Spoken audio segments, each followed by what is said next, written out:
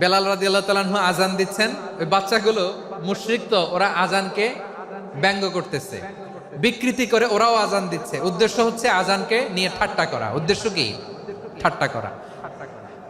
ব্যাপারটা মনে কষ্ট পাওয়ার মতো ব্যাপার না? কিন্তু বিশ্বনবী ওইখানে দেখেন কি খুঁজলেন।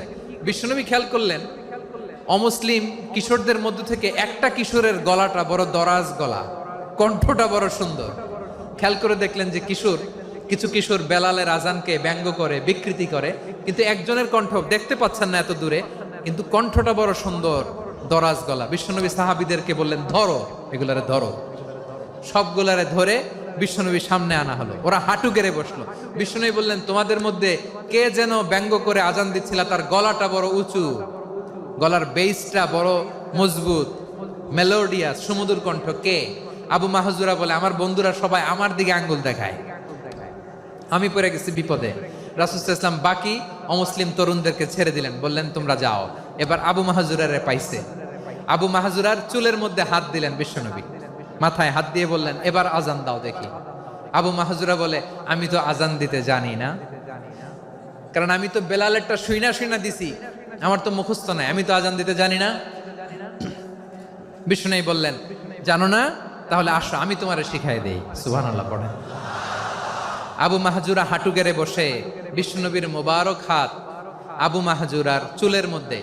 বিশ্বনবী আজানের মুআল্লিম আবু মাহজুরাকে বলতেছে, ঠিক আছে তোমারে শিখাই দিচ্ছি, আমি যা যা বলবো আমার সাথে সাথে বলো, পারবা? আবু মাহজুরা বলে, পারবো। বিশ্বনবী আজান দিচ্ছেন, মাথায় হাত দিয়ে, আল্লাহু আকবার,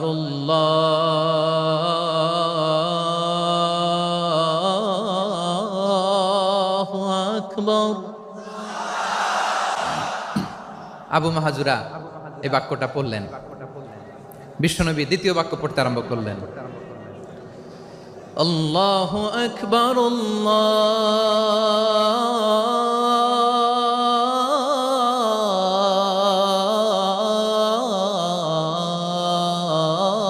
আল্লাহু আকবার। আবু মাহজুরা এই বাক্যটা বললেন।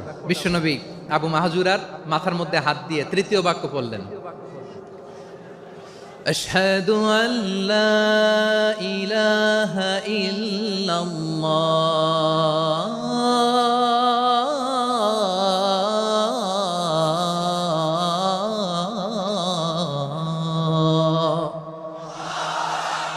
আবু মাহজুরা তৃতীয় বাক্য পড়লেন। বিশ্বনবী একটা বাক্য পরে আবু মাহজুরা পরে, বিশ্বনবী পরে আবু মাহজুরা পরে। আবু মাহজুরা কিন্তু অমুসলিম, মুশরিক। আবু মাহজুরা বলে, এক একটা বাক্য পড়ি আমার কলিজাটা গলে ঠান্ডা হয়ে যায়।